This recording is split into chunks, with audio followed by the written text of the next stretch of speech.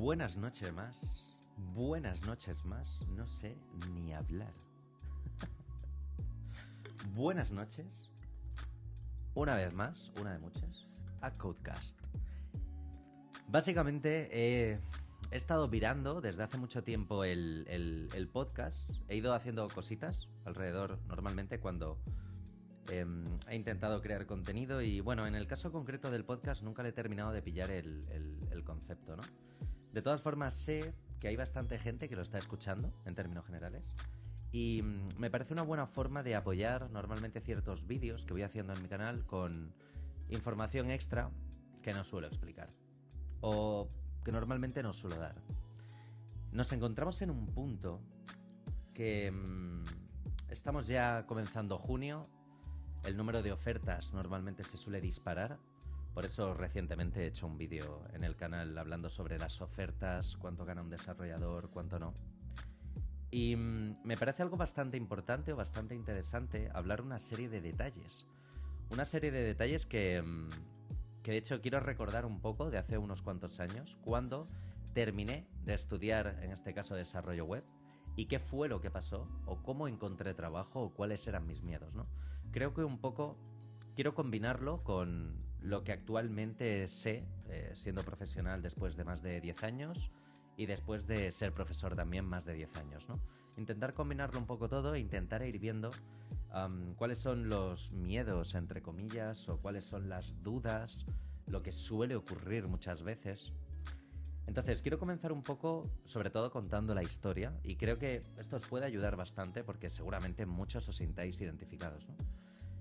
Aunque esto ya lo he comentado en otros vídeos de YouTube, normalmente cuando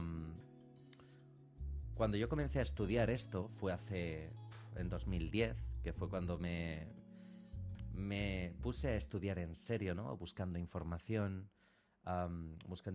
sobre cómo estudiar, cómo no. A día de hoy hay una facilidad brutal.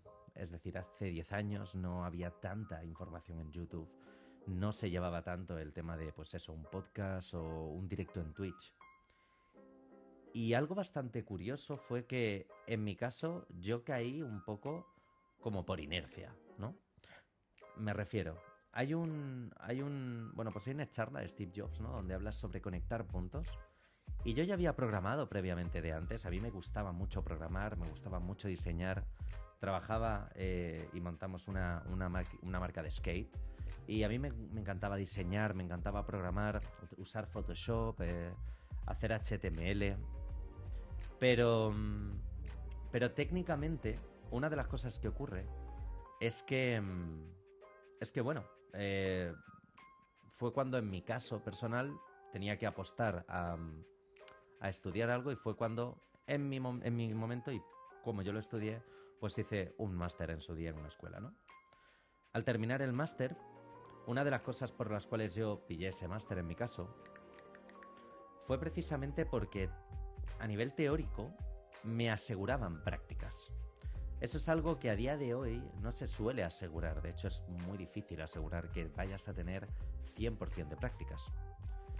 Un consejo que yo he dado a alguien que vaya a estudiar en un máster o en un bootcamp o en cualquier tipo de escuela técnicamente suele ser el de busca el dato de empleabilidad de la bolsa de empleo. Es decir, todas las escuelas o bootcamps deberían de tener un dato sobre cuánta gente que echa en su bolsa de empleo acaba trabajando o cuántos estudiantes acaba trabajando. Y aunque en su día a mí me aseguraban, por ejemplo, en este caso, ¿no? Pues un trabajo. Me acuerdo que tardé como, si mal no recuerdo, creo que fue como un mes y medio, un mes y poco en encontrar trabajo. Entre que terminé, bueno, mentira, fueron como a las 2 semanas empecé ya con ofertas y al mes y medio ya estaba trabajando. Pero claro, en ese proceso existen un montón de variantes, ¿no? Un montón de cosas. Una de ellas, creo que es bastante importante, tiene que ver, y creo que es un miedo o una duda que podéis tener todos, es hablando sobre...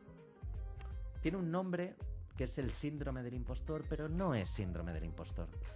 Habitualmente se habla del síndrome del impostor, por si alguien no sabe lo que es, cuando hablamos de alguien con mucha experiencia que siente que todo lo que ha aprendido lo ha aprendido por suerte y no por trabajo, y siente que no sabe tanto.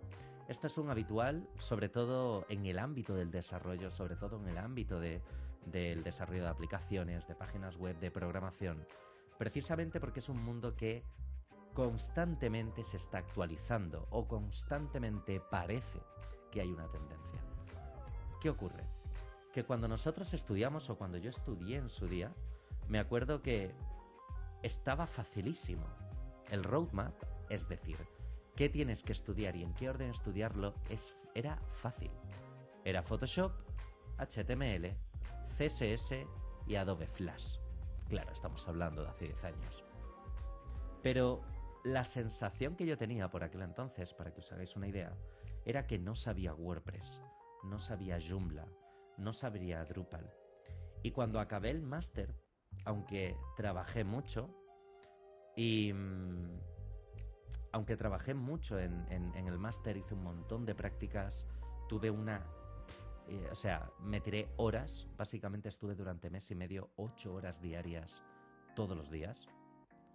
Una de las cosas que ocurría era que al acabar sentía como que la iba a cagar en una entrevista. ¿Por qué digo que no es el síndrome del impostor? Porque no tenía una experiencia previa. Es decir, la poca experiencia había sido estudiando. Y es muy importante que comprendamos una cosa que es clara. Normalmente, cuando terminamos de estudiar, debemos de comprender, y esto es algo que he ido aprendiendo poco a poco a medida que he sido profesor, es que estudiar algo nuevo en lo que normalmente después te quieres enfocar se reduce a una catarsis. Es decir, se reduce a que todo lo que tú sabes está cimentándose desde cero. De hecho, posiblemente muchas cosas que te pasan en el día a día, por ejemplo en el desarrollo web o en el desarrollo de aplicaciones, es que empieces a desgranar cada aplicación, a darte cuenta qué es lo que han hecho, a darte cuenta cómo han maquetado o por qué han maquetado una web de esta manera. Este tipo de cosas, es decir, esta rotura de toda la base, de aprender algo nuevo y sobre todo de enfocarte a algo que técnicamente no controlas, cuando a lo mejor otros aspectos de tu vida sí que los tienes mucho más controlados, generan una inseguridad, pero es una inseguridad normalmente bastante habitual. ¿Esto qué significa? Que primero, lo más importante siempre es practicar, constantemente practicar. Pero debes de tener en cuenta que aunque practiques al completo, aunque revientes a prácticas cuando estás estudiando, a la hora de encontrar trabajo, vas a tener una sensación, igual que yo tenía muchas veces en su día, ¿no? De me están juzgando. Y ojo con esto, porque normalmente sentimos que nos van a juzgar a nosotros. Nosotros tenemos un background por detrás, a lo mejor tenemos una historia. A lo mejor estoy estudiando desarrollo web o estoy estudiando desarrollo de aplicaciones porque bueno, quiero cambiar de aires, ¿no? Me apetece cambiar de aires. No me gusta lo que estoy haciendo y creo que por aquí puede ir el tiro. O a lo mejor estamos en un background donde técnicamente decimos, bueno, se supone que yo quiero ir por aquí, ¿no? Este es el camino porque creo que tengo trabajo. Al aprender, normalmente tenemos ese punto donde, como bien he comentado antes, todo lo que conocemos se nos descuadra. La seguridad que podamos llegar a tener normalmente también se baja. Es decir, de repente es como podemos tener momentos de inseguridad. ¿Estoy aprendiendo todo? ¿Necesito aprenderlo todo? ¿Lo estoy aprendiendo bien? ¿Estoy cogiendo una buena base para poder avanzar después? Eso, unido a que en una entrevista de trabajo nos van a juzgar, muchas veces produce que, por ejemplo, tengamos ese miedo extra subjetivo, no objetivo, sobre lo que nosotros sabemos. Y la primera cosa que debemos de tener en cuenta, que era algo que, por ejemplo, ya hablamos en la charla, ¿no? con la recruiter, con Irene, es que eso se suele reducir, por ejemplo, a dos partes. La primera, que nos autodescartamos directamente por ejemplo, no saber hacer cosas. Cuando en cambio, si tenemos una buena base, podemos aumentar o podemos avanzar hacia otras tecnologías o hacia otros lenguajes. O por lo menos tener un buen acercamiento, un acercamiento más rápido que si no tuviésemos esas bases. La segunda cosa es que normalmente los recruiters o los de recursos humanos tienen en cuenta, por supuesto, que si estamos comenzando, nos vamos a poner nerviosos. Por ejemplo, me hace mucha gracia cómo hace 2 semanas o hace pocas semanas, cuando acabó el curso pasado, el máster pasado, había un alumno que tuvo una entrevista. Tuvo una entrevista para un banco, para el BBVA. Y en la entrevista lo que básicamente le hicieron pues fue de forma telemática, ¿no? A través de una conferencia por Zoom, pues le hicieron hacer una prueba técnica. Y de hecho le pusieron una prueba técnica, que es una prueba técnica que otro compañero de la escuela donde impartió clase, donde Luis, pues literalmente le hizo el mismo ejercicio de la prueba técnica.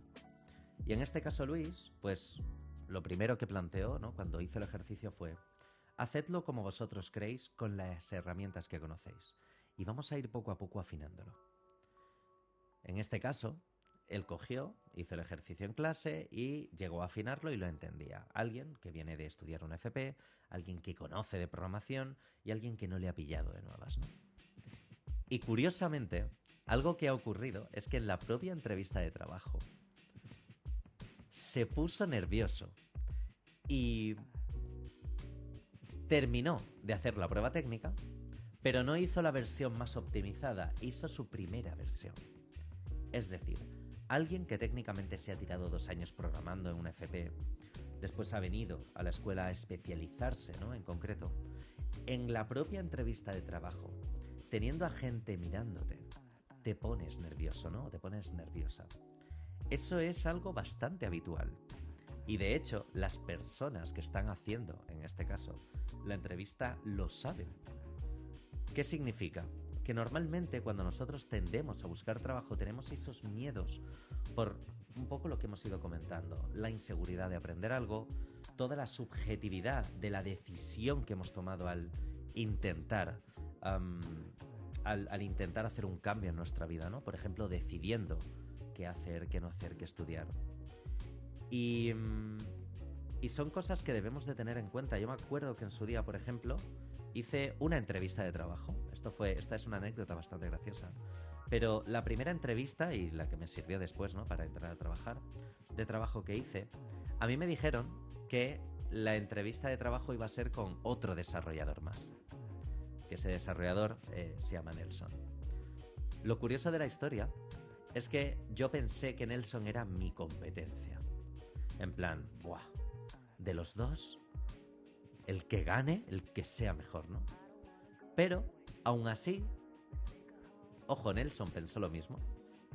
Y aún así, cuando hicimos la entrevista de trabajo, en ningún momento nos fastidiamos, en ningún momento nos pusimos nerviosos. De hecho, cuando hicimos la primera prueba, lo que hicimos justo después fue comenzar a hablar, de hecho fue él quien comenzó, y nos fuimos a tomar unas cañas a conocernos.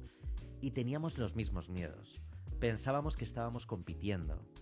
Pensábamos que lo teníamos que hacer mejor que el otro y los dos habíamos pensado, por ejemplo, en vamos a ocultar un poquito de información, que no vea mucho mi código, porque claro, me va a quitar el puesto.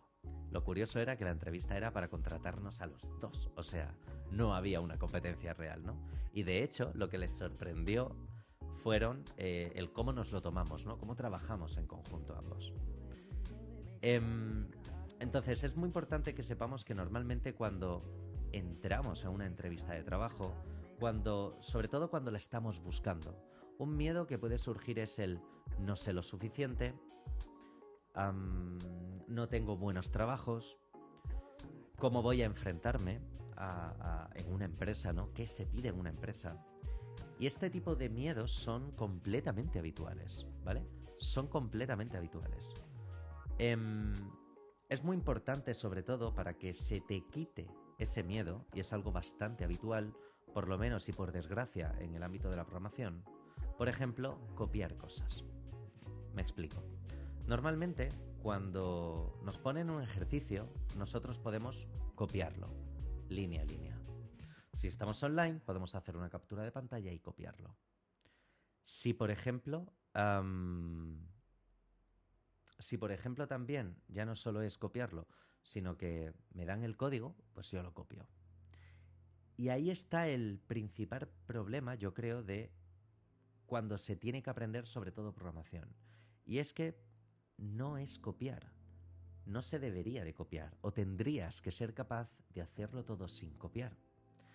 En mi experiencia como profe, y aplicándolo después a cómo yo trabajaba y estudiaba, en este caso cómo estudiaba en el máster, a mí en el máster, por ejemplo, no me daban ningún solo código. Ninguno. Me lo tenía que trabajar. Obviamente, las clases no se grababan.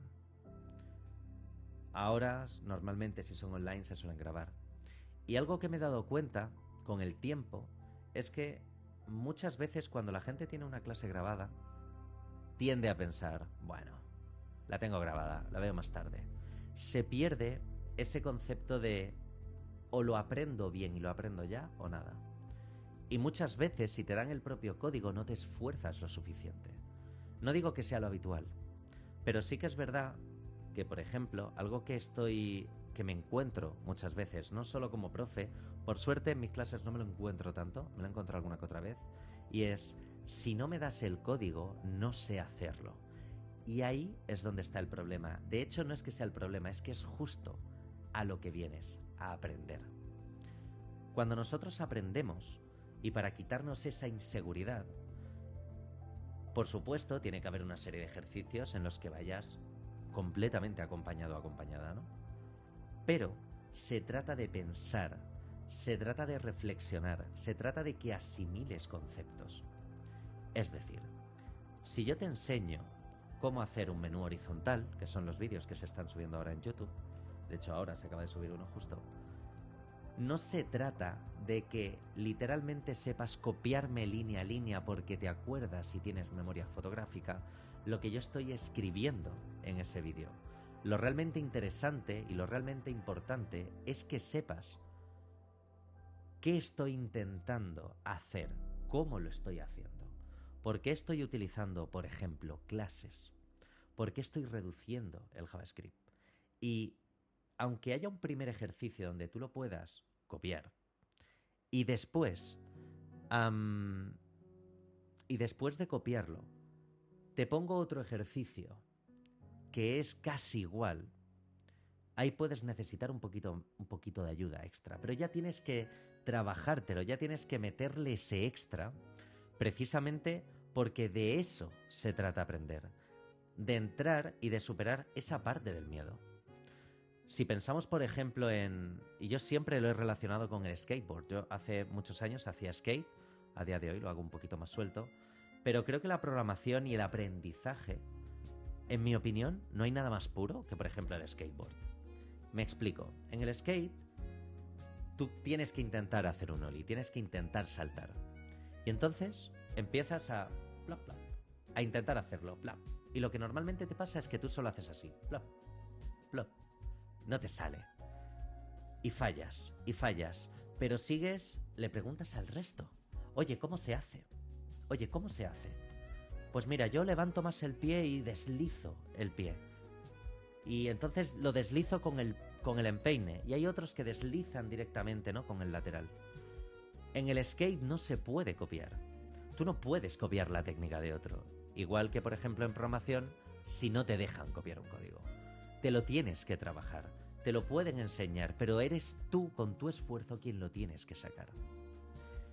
Trabajar ese esfuerzo, es decir, trabajar un ejercicio sin que te den el código, ahí es donde está el verdadero punto. Ahí es donde empiezas a trabajar no solo el ejercicio, sino tu propia inseguridad. Es ahí donde cuando te enfrentas muchas veces con ese problema, cuando acabas el curso, acabas el máster, no tienes esa inseguridad, porque lo que has hecho es combatir esa catarsis. Es decir, que es muy importante que sepas primero observar, y es muy importante, súper importante, que el profesor o la profesora que tengas te sepa explicar. No solo te sepa explicar línea a línea, sino que sepa entender cómo funciona tu mente. Por ejemplo, cuando he tenido que explicar clases de CSS, algunas veces lo he hecho con discos de música. Otras veces lo he hecho con estilos de ropa. Y otras veces, pues lo he hecho a lo mejor con cantantes. ¿Por qué? Porque cada persona tiene más facilidad o menos facilidad de aprender visualmente, generando una historia en su cabeza, de aprender algún concepto y para qué se utiliza. Esto es súper importante. Es decir, que tengas a una persona que te sepa acompañar y que sepa entender o leer cómo aprendes las cosas o cómo en tu caso vas a ser capaz de asimilar un concepto es esencial. Es decir, que el aprendizaje, por un lado, es, por supuesto, una parte de esfuerzo y, por supuesto, una buena base de alguien que te enseñe conceptos y bases que te permitan generar herramientas para tú, sin tener que copiar un código, poder sacarlo. Por ejemplo, otra cosa que suele pasar, y pasó ayer, ¿no?, en un directo de Twitch. Ayer estuvimos programando la web en directo del Mad Cool. La programamos en directo, le hicimos un poquito de rebranding, cambiamos 2 o 3 elementos. Y curiosamente, había un suscriptor que lo que comentaba precisamente era: acabas de hacer un animation que yo necesito una librería para hacerlo. Y el animation es un animation súper sencillo que solo tiene un from y un to. Porque lo importante no es saberse la teoría de la animación. Eso es lo básico. Eso se da por sentado. Lo importante es comprender y saber analizar cuáles son las propiedades que tienes que utilizar en el animation. Es decir, cuando tú ves una animación tienes que saber analizar qué propiedades. Si es un transition, si es un translate, si es un transform rotate, si es por ejemplo, un cambio de opacidad. Tienes que saber detectar esos puntos, pararte a analizar. Las clases, por ejemplo, que yo tengo más intensas con los alumnos, normalmente no son las clases de full teoría, que también, sino que las clases más densas suelen ser las que les hago pensar. Tenéis que hacer este efecto. No os voy a decir nada. Eso sí, podemos debatir sobre cuáles son las propiedades que cambian. Y a lo mejor nos tiramos 5 o 10 minutos debatiendo en concreto sobre qué propiedades están cambiando o qué no. Y ahí es donde yo ya les ayudo con un dibujo, les ayudo con una analogía, con una metáfora. Les intento hacer comprender, a lo mejor con papeles, haciéndole efectos con papeles, ¿no? ¿Qué me están diciendo? Ese trabajo es un trabajo que, primero, lo puedes ir haciendo acompañado, pero en el momento en el que asimilas ese trabajo, que suele ser, por ejemplo, a final del curso, pocas veces me preguntan. Cuando ya me preguntan es porque realmente están completamente bloqueados. Entonces, el primer punto esencial es que si vas a aprender algo, debes de tener en cuenta que va a requerir de un esfuerzo extra, que va a ser no copiar el código, o no de primeras, o sí a la primera vez, pero no la segunda o la tercera. Ahí es donde tienes que hacer tú el esfuerzo y el trabajo de trabajarlo. Ese trabajo, junto con el pensar, el analizar cómo es un efecto, cuáles son las propiedades CSS que afectan, te van a permitir que puedas hacer un animation de lo que sea. Y además, trabajando esa catarsis, esta manera que es la forma de trabajar, esta inseguridad inicial, ¿no?, a la hora de estudiar, es importante, sobre todo, que sepas que no solo te va a pasar a ti, le va a pasar a todo el mundo. Pero es que además, cuanto más lo trabajes, menos inseguridad tendrás al final. Y ojo, al encontrar trabajo, siempre va a quedar algo. Eso es súper importante, ¿vale? Eso es muy, muy, muy importante que lo tengas en cuenta. Aparte de eso, también nos encontramos que muchas veces no sabemos, cuando estamos buscando un trabajo, no sabemos si valemos para ese trabajo. En un principio debes de pensar que tú estás comenzando, vas a entrar de prácticas o vas a comenzar como un junior de menos de un año. Obviamente las empresas lo saben, lo conocen. Y lo que van a mirar no es tanto tus conocimientos actuales, que también, sino que van a ver el potencial que tú tienes. Por eso es tan importante, por ejemplo, trabajar un portfolio. Porque cuanto más potente, mejor detalle tenga tu portfolio, más vas a demostrar tu capacidad de crecimiento. En una empresa no te van a pedir que sepas Angular, React, Mongo y Express. En una empresa vas a trabajar en 2 o 3 componentes de algo. Por ejemplo, una alumna que he tenido recientemente, que ya no es alumna, ha entrado a trabajar antes incluso de acabar el máster, ¿no? Es una chica que es espectacular cómo trabaja, es de locos cómo trabaja. Y tiene su trabajo final, ha sido, por ejemplo, la web de Disney Plus clavada, montada en Angular, con metodología, con su Mongo Atlas, con su propia base de datos creada, con su propia API creada con Express. Y lo primero en lo que le han puesto a trabajar a ella es en: tenemos esta aplicación. Lo que tienes que hacer, que está en Angular, tienes que coger de esta aplicación y cambiar el icono. Y se ha tirado 4 o 5 días solo cambiando el icono, o solo buscando cómo cambiar los iconos. ¿Por qué?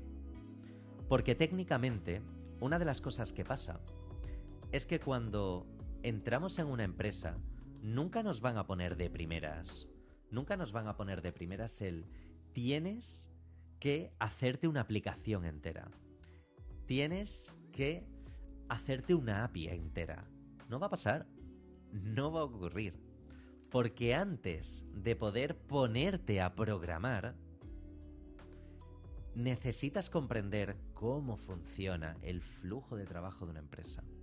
A quién tienes que hablar, con quién no tienes que hablar, a quién le tienes que enviar el email, adaptarte a tu puesto de trabajo, las inseguridades de los primeros días, de poder hablar con tus compañeros, ¿no? Con tus compañeras de trabajo, poder tomarte un café, coger un poco de confianza, hacer un poquito esa construcción de equipo, ¿no? Involucrarte, integrarte dentro del equipo. Eso, los primeros días, es más importante incluso que el propio código que puedas llegar a hacer. Entonces es muy importante que tengas en cuenta que cuando vayas a hacer una entrevista, cuantos mejores trabajos tengas, por supuesto, más probabilidad vas a tener de encontrar ese trabajo y que en la entrevista te salga bien. Pero debes de tener en cuenta que te vas a poner nervioso o nerviosa por el camino. Que seguramente en la entrevista de trabajo te puedan poner a lo mejor pues una prueba técnica y no puedas buscar los efectos de la prueba técnica porque no te los dan, porque no vas a encontrar ese efecto concreto que te están pidiendo, porque vas a tener que saber analizar un diseño. Y esto es algo súper importante. Ese miedo inicial, o uno de los miedos iniciales, es esa inseguridad o ese, como he comentado antes, tímido pero posible síndrome del impostor. Algo muy importante que debemos de tener en cuenta es que también otra cosa que puede jugar a nuestro en contra, no solo el propio tema de la inseguridad, que en el momento en el que haces varias entrevistas se te quita, sino también ese pequeño estrés por intentar mejorarlo todo, por intentar hacerlo lo mejor posible. Muchas veces, cuando hacemos una prueba técnica, no se requiere que hagamos la prueba técnica perfecta. Obviamente eso cuenta. Lo que cuenta muchas veces es cómo lo haces. Si tú haces una prueba técnica, hay 10 personas, y tú lo que haces es mirar en Stack Overflow, seguramente de todas de las 10, si solo una o solo 4 han mirado Stack Overflow, empezarán a enfocarse en los que no han mirado en Stack Overflow. Todo depende del contexto, depende de si están viendo o te están viendo en directo para resolver una prueba técnica o ese problema que te han puesto. es importante que también tengas en cuenta que en las pruebas técnicas es posible que te miren directamente, ¿no? Hoy, por ejemplo, me comentaba una alumna y me decía, jo, es que tú llevas muy bien, ¿no? Lo de que te miren programando código, por ejemplo, en directo en Twitch. Y lo que yo le comentaba en este caso era, ya, pero es que yo llevo 10 años, por ejemplo, escribiendo código con personas viéndome. Yo he tenido clases de 50 y de casi 100 personas viendo cómo programaba. Entonces, claro, no tengo ese miedo. Al comienzo obviamente lo tenía, como todo el mundo, soy persona. Pero es importante que sepamos que puede llegar ese caso. Entonces, ¿cómo te puedes preparar ante eso?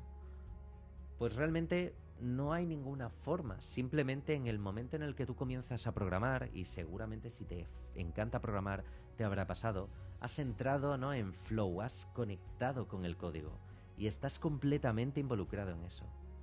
Ten en cuenta que cuando te pones a programar y pasan 4 horas como si fueran 3 minutos, eso es lo que tienes que conseguir en la entrevista de trabajo. Pero he dicho mal la frase porque no es que lo tengas que conseguir, es que literalmente te va a pasar si realmente sabes lo que estás haciendo, si piensas el código por ese lado. Es importante que sepas cómo analizar cada situación, cada efecto, porque es ese proceso lo que te va a llevar a que después te enfoques al mismo tiempo que seguramente elimines, ¿no?, toda esa parte de inseguridad más hardcore que nos puede surgir. Entonces, cuando estés normalmente en una entrevista de trabajo y te digan que van a estar viendo tu pantalla, seguro que los 5 primeros minutos te ponen nervioso. Pero tienes que saber llegar y conectar qué estás haciendo, qué problema estás solventando, conectarte con el código. De ahí la importancia de que también programar te guste. Hay mucha gente que simplemente quiere estudiar programación, por ejemplo, porque quiere mejorar sus estudios de UX UI. Está bien. O hay gente que es diseñador o diseñadora, no son o no han estudiado UX UI, pero lleva muchos años, ¿no?, en el mundo del diseño.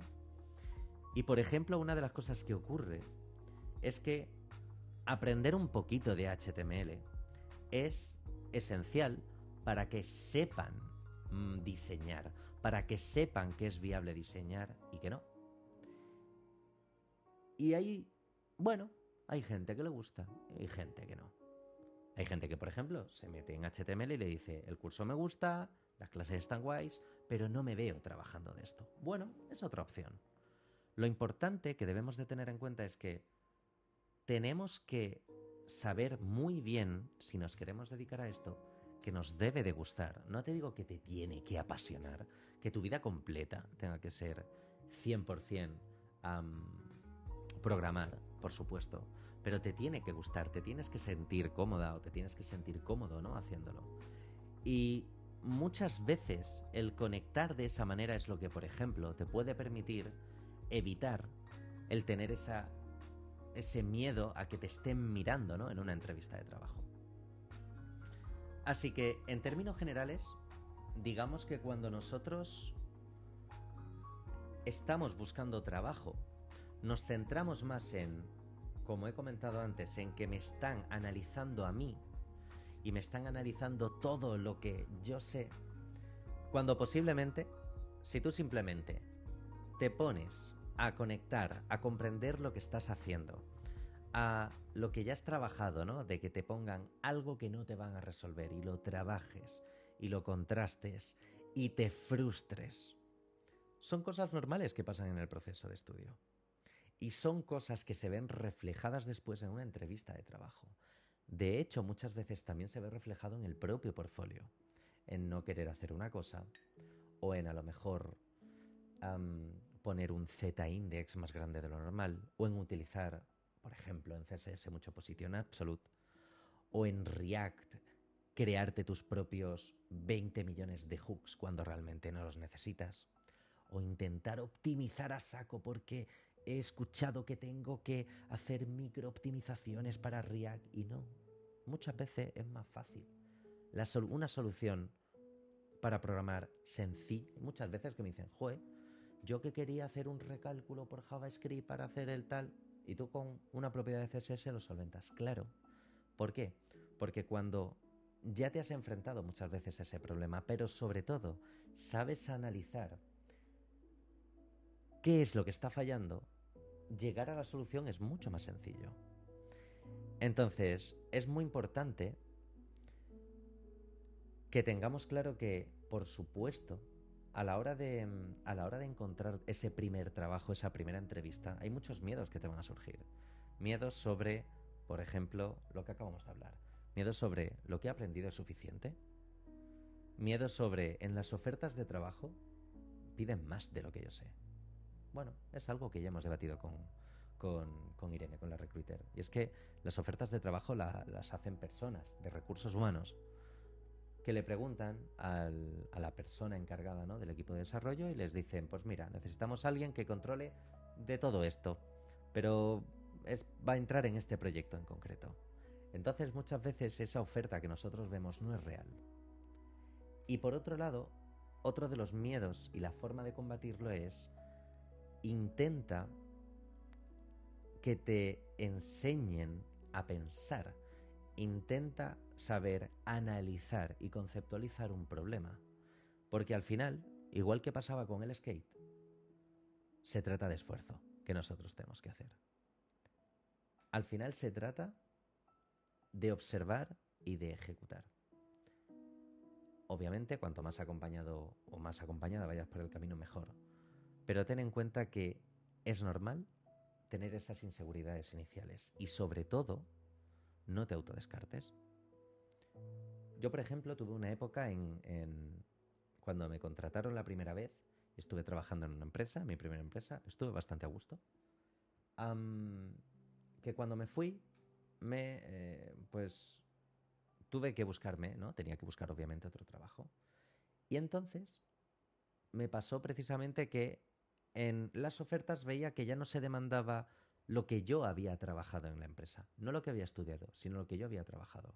Yo había estudiado X y Z, en una empresa trabajé X y ahora me demandaban Y. Y me acuerdo que tuve ese miedo de decir, buah, he trabajado muchísimo esto. Por ejemplo, ahora podría ser, buah, he trabajado mucho Vue, pero me están demandando React. Buah, ¿qué hago? Si sabes mucho de Vue y muestras, o demuestras, mejor dicho, tu expertise, por ejemplo, en Vue, seguramente saltar a React no sea tan difícil. Y es muy importante que sepamos que cuando trabajamos o cuando estamos trabajando, normalmente al final nos acabamos especializando. Muchas veces, y esto es un comentario que he recibido en YouTube últimamente, es un comentario que me ha puesto un suscriptor, supongo, o alguien que ha visto mi vídeo, y decía, es que los full stack hay muchísima demanda. Técnicamente, si vemos el vídeo donde analizo, por lo menos aquí en España, la demanda del full stack se demanda un 10%, un 20% de lo que se demandaría un front o un back. Por otro lado, un full stack normalmente no es alguien que termine estudiando al cabo de un año, es alguien que lleva muchos años y que se ha ido especializando en diferentes momentos laborales de su vida laboral en cosas muy concretas. Han pasado 3 años y has trabajado X, han pasado 3 años y has trabajado Y, han pasado 3 años y has trabajado Z, y ahora que viene la A, que es una tecnología nueva, con todo el expertise que ya tienes, empiezas a trabajar ahí. Un full stack no deja de ser una persona que ha estado mucho tiempo en desarrollarse.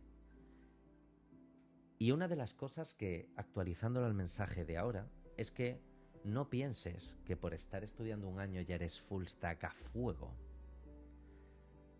No pienses que por estudiar de todo vas a conseguir trabajo antes. Es muy importante que sepas que se demanda y eso es lo que tienes que estudiar si lo que quieres es conseguir un empleo. En su día, como bien he comentado antes, el roadmap era más pequeño. No había el abanico infinito que hay ahora de posibilidades. Y estoy hablando de hace de 2010, de hace ya 12 años. Pero en su día el miedo que nosotros teníamos, el miedo que yo tenía y que compartía con otros colegas, como por ejemplo Nelson, ¿no? Fue precisamente que nos pedían WordPress, nos pedían Moodle, nos pedían Joomla, nos pedían Drupal y nos pedían algo que se llamaba AngularJS, Angular 1. ¿Qué locura es esta? ¿Cómo vamos a aprender tanto? Y a día de hoy, pasa igual. Ahora te piden Angular y React y Vue y Node y Express. Nah. Cuando entras en una empresa, como he comentado antes, solo vas a trabajar en algo. Entonces, no tengas miedo por buscar una oferta de trabajo o echar una oferta de trabajo porque hay algo que no conoces. Eso lo debería de decidir la empresa. Entonces, no te pongas nervioso por esa parte, ¿no? Nerviosa por esa parte. Y cuando tengas la entrevista, por supuesto, no te pongas nervioso o nerviosa por esa parte. Porque por suerte, estamos en 2022. Y por suerte, algo importante, a diferencia de hace 12 años, es que ahora sí que tienes canales de YouTube, sí que tienes directos en Twitch y sí que tienes cuentas y una gran cantidad de información para consumir, para debatir, para analizar. Y era algo que en su día no tenía. Entonces, mi recomendación es sobre todo que si estás buscando trabajo, si has terminado de estudiar o si en otro caso estás trabajando tu portfolio para tener esa primera entrevista, los miedos de que te hagan una prueba técnica, ya sabes cómo se puede solventar. Si tienes el miedo de no sabes lo suficiente, nos pasa a todos. Si ocurría hace 10 años, ocurre ahora y ocurrirá dentro de otros 10. Y bueno, creo que es un muy buen momento para que te sientes un poco a pensar que el tema del síndrome, de este pseudo síndrome del impostor, ¿no? O de este tímido síndrome del impostor, simplemente que no todo el mundo sabe todo, que no te puedes comparar con gente que lleva 10 años programando y simplemente pues que sepas que los miedos que sueles tener a la hora de encontrar ese primer trabajo son bastante habituales. Así que disfruta que en este 2022 tienes una gran cantidad de información para consumir, para ver. Y una recomendación que te hago es: no te agobies. Imagínate que hace 10 años no existía tanta información. Así que ahora, aprovecha, analiza lo que sabes. Y gracias por haber escuchado este pequeño momento, esta pequeña charla del modo podcast. Nos vemos en el siguiente. Un saludo y hasta la próxima. Chao, crack.